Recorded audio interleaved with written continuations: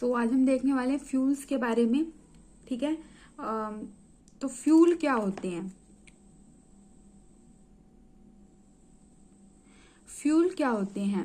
A substance that can supply energy either alone or by reacting with another substance is known as fuel. So basically जो energy provide करे उसे हम fuel बोलते हैं। जैसे कि फूड जो है वो हमारी बॉडी के लिए क्या है? फ्यूल है, क्योंकि वो फूड खाने से हमें एनर्जी मिलती है। ठीक है, सो फ्यूल क्या है? जो भी एनर्जी प्रोवाइड करते हैं। ठीक है, और इनको हम कैलोरीज में मेजर करते हैं। An ideal fuel should be, एक आइडियल फ्यूल होने के लिए क्या क्या प्रॉपर्टीज उसके पास होनी चाहिए? तो उसकी जो कैलोरीफिक वैल्यू है वो हाई होनी चाहिए, चीप एंड इजीली अवेलेबल होना चाहिए, इजीली हम उसको स्टोर कर सकें और ट्रांसपोर्ट कर सकें, रेगुलेटेड एंड कंट्रोल्ड, और उसकी लो इग्निशियस टेम्परेचर होना चाहिए। The quantity of fuel is express in the form of calorific value की फॉर्म में हम इसको एक्सप्रेस करते हैं। जो कैलोरीफिक वैल्यू है वो क्या होती है? Calorific value total quantity of heat liberated bye complete combustion of 1 unit mass और फ्यूल इन एयर और ऑक्सीजन।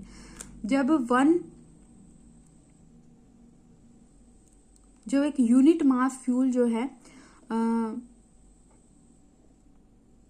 वो पूरी तरह से हीट हो जाए तो उसकी जो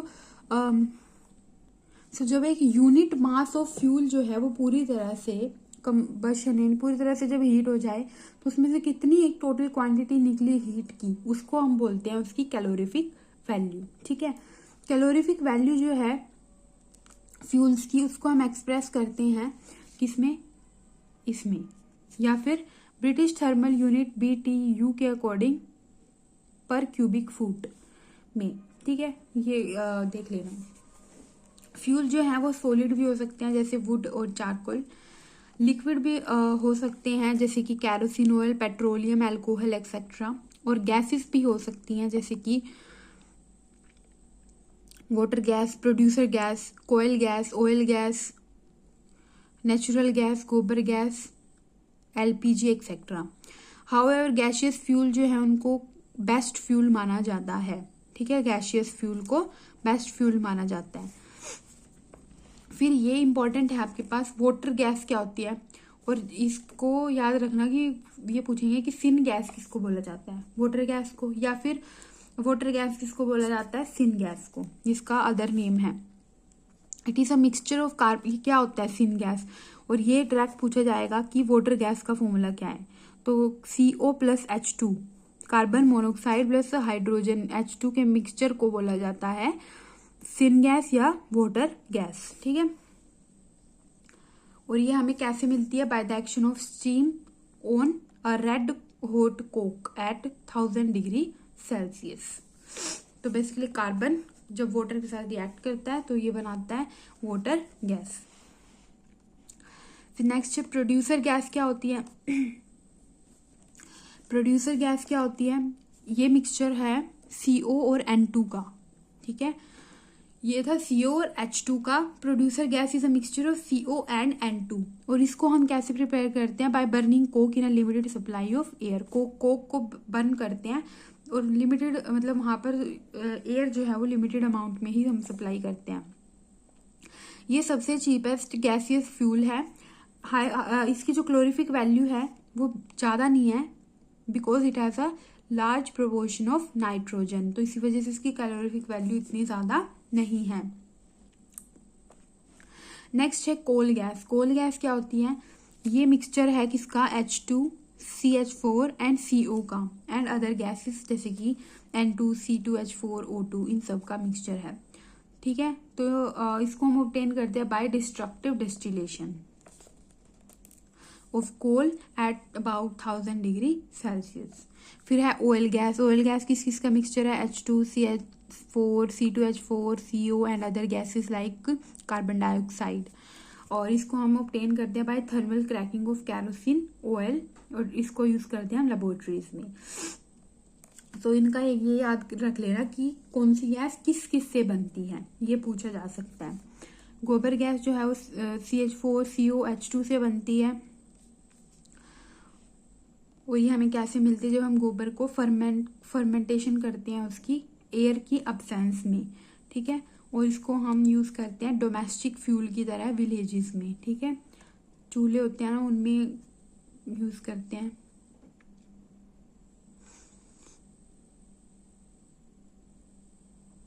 नेक्स्ट है नेचुरल गैस। नेचुरल गैस क्या है? Mixture of a gases hydrocarbons, जैसे कि इसमें 85% methane, ethane, propane, butane etcetera, ये सारी क्या है? नेचुरल गैसेस हैं। मतलब नेचुरल गैस जो है इनके मिक्सचर से बनता है। लिक्विफाइड पेट्रोलियम मेनली जैसे ब्यूटेन एंड आइसो ब्यूटेन। तो बेसिकली आपने इसमें बस ये याद रखना है कि कौन सी गैस जो है वो किस किस से मिलके बनती है, ठीक है। फिर नेक्स्ट मेरे पास एलपीजी और सीएनजी, ठीक है। ये पेट्रोलियम गैसेस होती हैं ये हमारे पास, ठीक है। तो नेक्स्ट है एलपीजी एंड सीएनजी। तो एलपीजी के क्या होता है? Liquefied petroleum gas. इनकी डायरेक्ट फुल फॉर्म भी पूछ सकते हैं आपसे। और सीएनजी क्या होता है? कंप्रेस्ड नेचुरल गैस, ठीक है। सो एलपीजी जो है is a petroleum gas liquefied under pressure, is called liquefied petroleum gas. और ये मिक्सचर होता है किस किसका? Butane and isobutane with small amount of propane, ठीक है। And is easily compressed under pressure as liquid and stored in iron cylinders. और इसको हम डोमेस्टिक फ्यूल की तरह यूज करते हैं। तो एलपीजी बेसिकली किससे बनी है ये याद रखना, ब्यूटेन और आइसोब्यूटेन, और स्मॉल अमाउंट में प्रोपेन इसके अंदर होता है। तो ये आपको दे रखा है यहाँ पे C4H10 मतलब क्या है? ब्यूटेन। ये आपको याद होना चाहिए कि अगर एक कार्बन प्रेजेंट है, अगर एक कार्बन प्रेजेंट है तो उसको हम क्या बोलेंगे? मीथेन। दो कार्बन प्रेजेंट है तो बोलेंगे इथेन। तीन कार्बन प्रेजेंट है तो उसको हम बोलेंगे प्रोप। 4 है तो ब्यूट, ठीक है। 5 है पैन, 6 है तो हेक्स, ठीक है। तो ये आपको याद होनी चाहिए। तो अब यहाँ पे देखो C4H10 मतलब 4 कार्बन प्रेजेंट है तो क्या बोलोगे इसको? ब्यूटेन, ठीक है। अगर सारे सिंगल बॉन्ड प्रेजेंट हैं तो ब्यूटेन बन जाएगा। अगर उसमें डबल बॉन्ड भी प्रेजेंट है तो ब्यूटईन बन जाएगा। और अगर ट्रिपल है तो ब्यूटाइन बन जाएगा, ठीक है। तो आगे का याद रखना ब्यूट। अब इसमें 10 है, ठीक है। तो हमने जो फॉर्मूला बनाया था, जो हमने फॉर्मूला याद किया था, जैसे अब हमें ये चेक करना है कि ये क्या है? अल्केन है, एल्कीन है या अल्काइन है। तो यहाँ पे देखो कार्बन की वैल्यू कितनी है? 4 है, ठीक है। तो मेरे पास फॉर्मूला पहले मैं लगा के देखती हूँ एल्केन का, CnH2n+2, ठीक है। अब मैंने कार्बन एन की वैल्यू क्या पुट करनी है यहाँ पे? 4, H2 4 + 2, 4 2 = 8 + 2 10, तो बन गया C4H10। और यही आ रहा है, तो इसका मतलब ये क्या है? एल्केन है, ठीक है। तो ऐसे ही इन फॉर्मूलों का यूज करते हैं हम। तो जब हम ब्यूटेन को ऑक्सीजन के साथ रिएक्ट किया, उसकी बर्न की, तो CO2 H2 और हीट हमें मिल जाएगा। तो बस यही है इसमें। नेक्स्ट है कंप्रेस्ड नेचुरल गैस CNG। ये एक नेचुरल गैस है, जब उसको हम कंप्रेस कर दें हाई प्रेशर पे तो वो कंप्रेस्ड नेचुरल गैस बन जाती है, ठीक है। और यहाँ पे लिक्विफाई किया था तो लिक्विफाइड बन गई, कंप्रेस किया तो कंप्रेस्ड बन गई। इसमें क्या होता है? 95% मीथेन है। It is relatively unreactive hydrocarbon and make it nearly complete combustion possible. The other 5% is made of various gases जैसे कि इथेन, प्रोपेन, ब्यूटेन, और स्मॉल अमाउंट में ये गैसेस प्रेजेंट होती हैं।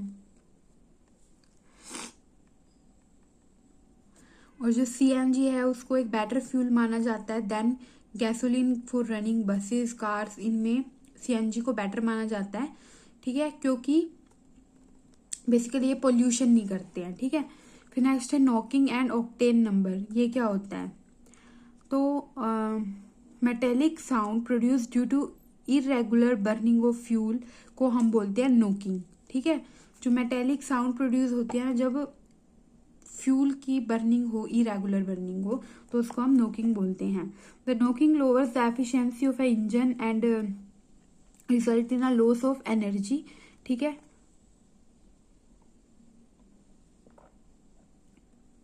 और जिसकी नोकिंग प्रॉपर्टी ज्यादा कम होगी, मतलब मिनिमम होगी, उसको प्रेफर किया जाता है। It has been observe that the straight chain alphabetic hydrocarbon, straight chain alphabetic hydrocarbon जो है उनकी टेंडेंसी टू नोक ज्यादा होती है, वाइल जो ब्रांच या अनसैचुरेटेड हैं उनकी कम होती है। क्या मतलब है इस ब्रांच और इसका? तो ये देखो एक लॉन्ग चेन है, ठीक है, और ये क्या है, स्ट्रेट चेन एलिफेटिक हाइड्रोकार्बन, यानी इसमें सारे सिंगल बॉन्ड ही हैं। तो ये हेप्टेन है आपके पास, ठीक है, इनकी जो टेंडेंसी है वो ज्यादा होती है नोक की एज कंपेयर टू ये क्या है, अब इसमें जब ऊपर नीचे लग जाते हैं तो इसको हम ब्रांच बोल देते हैं, ठीक है, और या ब्रांच हो या अनसैचुरेटेड हो उनकी कम होती है नोकिंग कैपेसिटी। ठीक है, to indicate the quality of gasoline यानी petrol, a method of degradation has been introduced file in, मतलब इसमें हम क्या करते हैं, ऑक्टेन नंबर होता है इनका एक, जैसे इसका ऑक्टेन नंबर 0 है, इसका ऑक्टेन नंबर 100 है। ठीक है,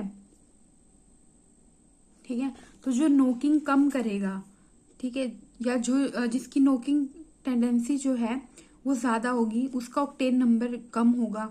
ठीक है, तो यहाँ देखो हेप्टेन जो है वो मैक्सिमम नोकिंग कैपेसिटी है उसकी, तो उसका ऑक्टेन नंबर 0 है, और इनकी कम है तो उसका ऑक्टेन नंबर 100 है। ठीक है, फिर एक होता है anti knocking compound. Anti knocking compound क्या होते हैं?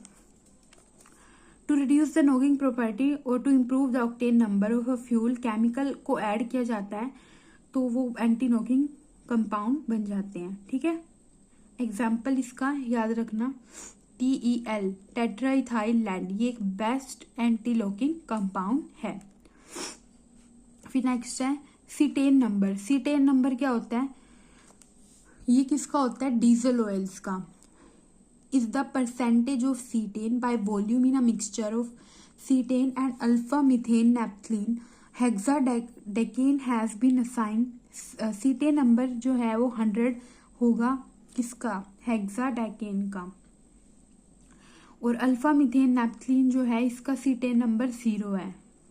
तो diesel oil having cetane number 75 would have same ignition property as a mixture of 75% cetane and 20, कुछ नहीं है, ये छोड़ो इसको, बस ये याद रखना कि नंबर इसमें कैसे दिया जाता है। नेक्स्ट फ्लैश पॉइंट क्या होता है? तो लोवेस्ट टेम्परेचर जिस पे at with the oil give sufficient vapours to form a explosive mixture with air, उसको हम उसका फ्लैश पॉइंट बोलते हैं। जैसे फ्लैश पॉइंट ऑफ इंडिया का फिक्स है 44 डिग्री सेल्सियस। ठीक है,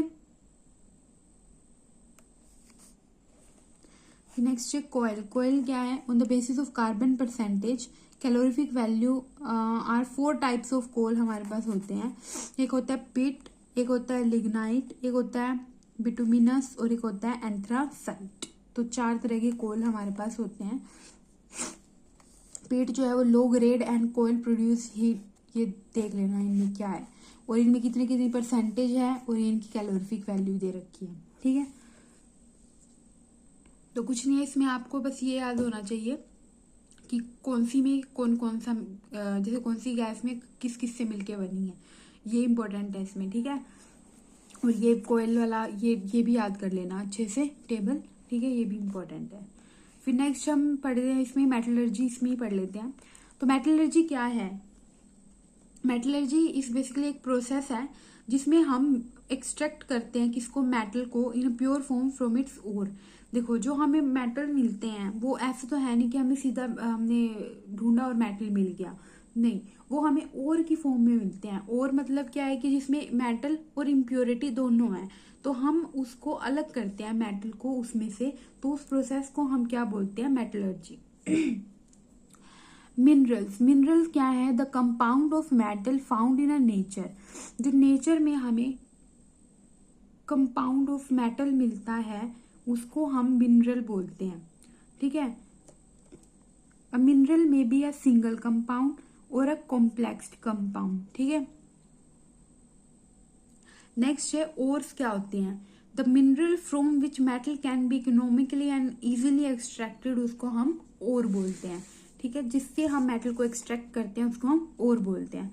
all ores are mineral but all minerals are not ores, ठीक है। फिर नेक्स्ट है गैंगवी और मैट्रिक्स, द ओर ये जनरली, ये एक ओर है, ठीक है। और ये स्लैग, ये भी एक और है। फ्लक्स, ये भी एक और है, नहीं पहले देखो, गैंग्री जो है, the ore is generally associated with earthy impurities, जैसे कि सिंपल गैंग्री क्या है, अगर हमारे ओर में सिंपल इम्प्योरिटीज हैं जैसे कि सैंड है या रोक है या लाइमस्टोन है, इनके साथ अगर मेटल प्रेजेंट है तो उसको हम बोलेंगे गैंग्री या मैट्रिक्स। फिर आता है फ्लक्स, फ्लक्स क्या है, अ सब्सटेंस एडिड टू, जो हम ओर में डालते हैं ताकि उसकी इम्प्योरिटीज को रिमूव कर सकें, उसको हम बोलते हैं फ्लक्स। ये 2 टाइप्स के होते हैं, एसिडिक फ्लक्स और बेसिक फ्लक्स। एसिडिक फ्लक्स जो है बेसिकली ऐड किया जाता है बेसिक इम्प्योरिटीज को रिमूव करने के लिए उल्टा, और बेसिक फ्लक्स को ऐड करते हैं हम एसिडिक इम्प्योरिटीज को रिमूव करने के लिए। ये एग्जांपल दे रखा है, एसिडिक फ्लक्स बेसिक इम्प्योरिटी, इसको इसमें ऐड किया तो ये बन गया फेरस सैलिसिलेट, और इसी तरह से ये। फिर नेक्स्ट है स्लैग, स्लैग क्या होता है, स्लैग क्या है, combustion of a gangue with flux in ores forms a fusible material which is called slag. तो basically gangue plus flux is equal to slag, ठीक है। नेक्स्ट है कंसंट्रेशन क्या होते हैं, तो कंसंट्रेशन क्या है, process of removal of gangue from the ore, यानी ओर से इम्प्योरिटी को रिमूव करना है जैसे कि सैंड रॉक इन सब, तो उस प्रोसेस को हम बोलते हैं कंसंट्रेशन ऑफ ओर। और जो कंसंट्रेशन ऑफ ओर है, ये इसके कुछ मेथड्स हैं करने के, ठीक है, कैसे हम इम्प्योरिटी को हटा सकते हैं। सो ये दीज आर द मेथड्स, जैसे कि gravity separation, magnetic concentration, flotation process और केमिकल मेथड। अब आपको ये पढ़ने की जरूरत नहीं है इतनी डिटेल में, क्योंकि आपसे एमसीक्यू टाइप क्वेश्चन पूछे जाएंगे, डेफिनेशन तो पूछने से रहे, ठीक है, और भी बहुत कुछ है पूछने को। तो ये डिटेल में वही पढ़ेंगे जैसे जो केमिस्ट्री पढ़ते हैं, दैट्स इट। तो इनका बस आपको पता होना चाहिए कि ये मेथड है बस, ठीक है। और अगर आपको फिर भी देखने हैं तो मेथड डालना, ठीक है, जैसे ग्रेविटी सेपरेशन लिखोगे तो एक शॉर्ट वीडियो आ जाएगी जो कि आपको एनिमेशन के थ्रू समझा देंगे, और बेस्ट मेथड है तो इजीली समझ आ जाएगा। अगर आपको ज्यादा ही वो है कि मेरे को देखना ही है तो देख सकते हो। नेक्स्ट है relative reactivity of a metal, यानी कौन से मेटल ज्यादा रिएक्टिव होते हैं और कौन से कम रिएक्टिव होते हैं। तो ये सीरीज आपको याद होनी चाहिए रिएक्टिविटी की, ठीक है। अगर आपसे पूछ लिया जाए कि जैसे मान लो दो दे दिए कि जिंक और आयरन में से कौन ज्यादा रिएक्टिव है, तो इस साइड वाले मोस्ट रिएक्टिव, इस साइड वाले लीस्ट रिएक्टिव, तो zinc is more reactive than iron, ठीक है। फिर नेक्स्ट एक प्रोसेस होती है कैल्सिनेशन। कैल्सिनेशन क्या होती है, जिसमें हम ओर को हीट करते हैं, जनरली एयर एब्सेंस होती है वहां पे, और उसमें से वाटर को एक्सपेल करते हैं, यानी बाहर निकालते हैं, फ्रॉम हाइड्रेटेड ऑक्साइड और carbon dioxide from a carbonate to temperature below its melting point.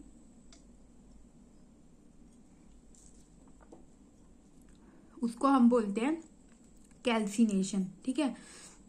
तो बेसिकली यहाँ पे हीट के थ्रू हम ये प्रोसेस करते हैं, ठीक है। जैसे कि Al2O3 ये था मेरे पास और, ठीक है, इसको हीट किया तो हमारे पास ये मिल गया और वाटर निकल गया, ठीक है, इस तरह से। फिर नेक्स्ट है रोस्टिंग। रोस्टिंग में क्या होता है, एक प्रोसेस है जिसमें हम ओर को हीट करते हैं, usually in the presence of air. तो अगर पूछा जाए कि अब्सेंस ऑफ एयर में, तो अब्सेंस ऑफ एयर में बोलते हैं कैल्सिनेशन, और अगर प्रेजेंस ऑफ एयर में हीट कर रहे हैं तो रोस्टिंग, ठीक है। ये रिएक्शन देख लेना। फिर नेक्स्ट है स्मेल्टिंग। स्मेल्टिंग क्या होता है, the reduction of a oxide ore. इसमें हम रिडक्शन करते हैं ऑक्साइड ओर की, किसके साथ, कार्बन के साथ, एट हाई टेम्परेचर, उसको हम बोलते हैं स्मेल्टिंग। ठीक है। तो बेसिकली रिडक्शन करते हैं इसमें हम ऑक्साइड ओर की, ठीक है। और एक्टिविटी सीरीज क्या होती है? A series obtained by arranging the metal in decreasing order of reactivity।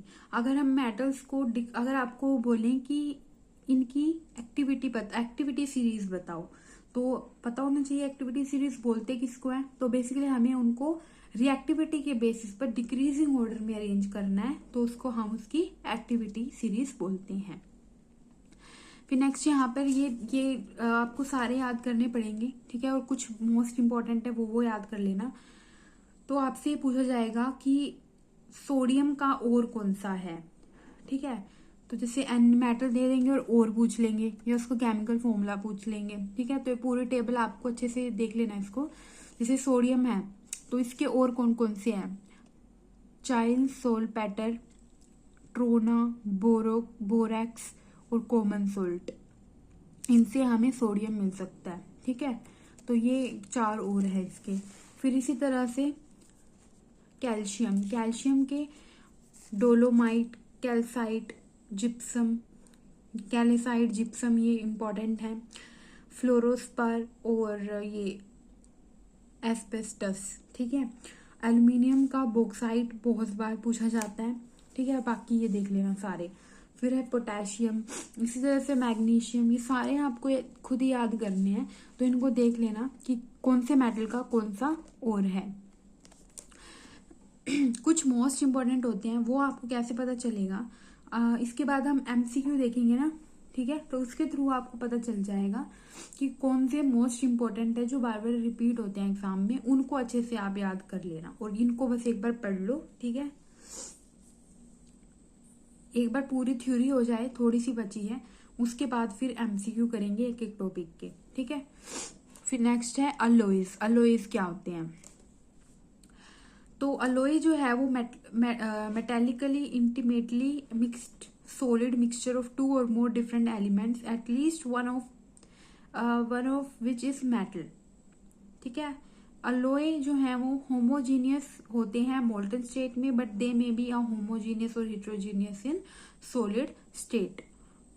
तो एक मिक्सचर है जिसमें कम से कम एक कंपाउंड जो है मेटल होना चाहिए, ठीक है।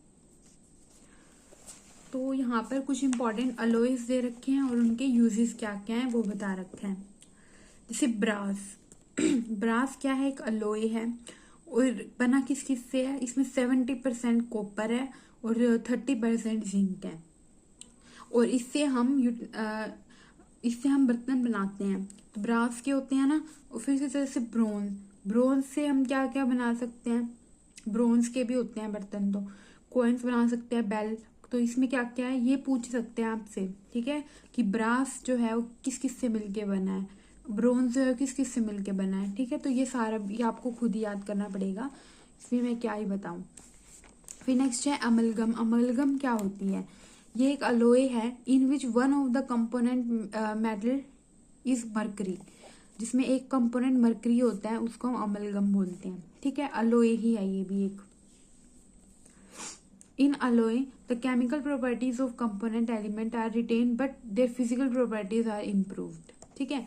अब जैसे यहाँ पे नीचे दे रखा है आपको compound of metal and non metal and there uses. So next topic हमारे पास क्या है? Compounds of metal and non metal and there uses. Compound पढ़ेंगे अब यहाँ पे, ठीक है, कि जैसे कोई मेटल है वो क्या कंपाउंड बना रहा है और फिर उस कंपाउंड का यूज क्या है।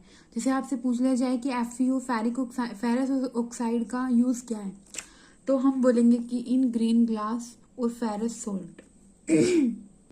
फिर इसी तरह से नेक्स्ट है फेरिक ऑक्साइड का यूज क्या है, ठीक है। फिर नेक्स्ट है फेरस सल्फेट। तो ये इनके फॉर्मूले भी आप लोग देख लेना और फिर इनके यूजेस भी, ठीक है। तो ये भी आपको खुद ही पढ़ने हैं, इसमें क्या ही बताना है, पढ़ते ही आपको समझ आ जाएगा। जैसे यहाँ पे एनहाइड्रस एल्यूमिनियम क्लोराइड है, तो इसका यूज किस में होता है? क्रैकिंग ऑफ पेट्रोलियम में, ठीक है। तो ये सारे हैं, आप इनको ना एक बार पढ़ लेना और उसके बाद जब हम एमसीक्यू करेंगे ना, तो जो इम्पोर्टेंट क्वेश्चन आएंगे सिर्फ वही अच्छे से याद कर लेंगे हम लोग, ठीक है। तो यहाँ पर यहाँ तक आप लोग इनको कंप्लीट कर लेना। 52 आपको टोटल ये गिवन है, सारे एक बार रीड कर लेना। नेक्स्ट वीडियो तक पहले ये पढ़ना, फिर नेक्स्ट देखना, ठीक है। और ये बहुत इंपॉर्टेंट है, प्लास्टर ऑफ पेरिस, इसका फॉर्मूला पूछा जाता है आपसे कि प्लास्टर ऑफ पेरिस का फॉर्मूला क्या है, ठीक है। और जिप्सम का भी पूछा जाता है, ठीक है। और प्लास्टर ऑफ पेरिस किससे मिलता है? जिप्सम से। तो कुछ बहुत इंपॉर्टेंट है इसमें, और कुछ जस्ट ऐसे रीड कर सकते हो। तो ये कैसे पता चलेगा? एमसीक्यू करने से, प्रीवियस ईयर क्वेश्चन देखेंगे जब हम। जैसे क्विक लाइम है, इसका भी पूछ लिया जाता है, स्लेग लाइन, ठीक है। तो ये यहाँ पे आप लोग इनको देख लेना। अब जैसे नेक्स्ट दे रखा है important fact about some metals. तो कुछ मेटल्स के बारे में इंपॉर्टेंट फैक्ट्स हैं, तो इनको समझाने का इसमें क्या कुछ भी नहीं है, खुद ही पढ़ोगे ना आप इसको। जैसे देखो, जिंक फोस्फेट जो है इसका यूज किया जाता है रैट्स को मारने में, ठीक है, चूहों को मारने में। वुड फर्नीचर और coated are coated with zinc chloride to prevent termites. Excess of copper in human being की वजह से कौन सी डिजीज हो सकती है? Wilson. Galvanized iron is coated with zinc. Iron rusting in a chemical change with increase in the weight of iron. Calcium hydride is a hydrolith. तो ये वन वर्ड के हैं, ठीक है। तो आप लोग इनको खुद पढ़ लेना। बाकी तो मैं जो भी इम्पोर्टेंट होगा वो एमसीक्यू वाले सीरीज में बताऊंगी इसका, ठीक है। तो ये सारा आप लोग देख लेना इसको यहाँ तक,